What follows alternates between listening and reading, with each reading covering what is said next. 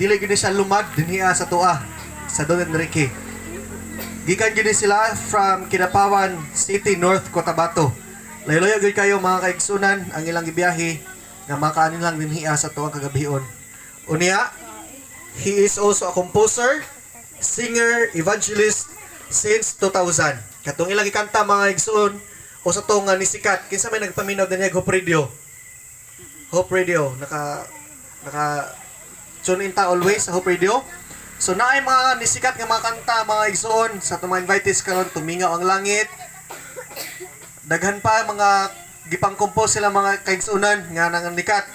Unya gipanalangyan po siya og usa ka manindot guwapa nga asawa nga supportive kayo sa buhat mga kaigsunan. Siya si Sister Imelda Nagliba Apa.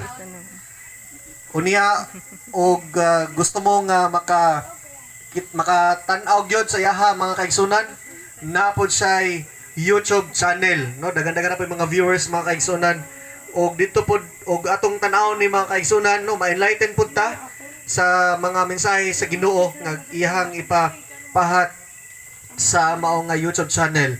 So ang iyang YouTube channel Rex Apa Lanog sa Gugma sa Dios. Mao nang iyang YouTube channel mga igsoon. Og natawo siya atong March 6, 1967. Nini kagabion atong speaker gikan sa Kidapawan City, Brother Rex Richard Rex Baltonado Apa.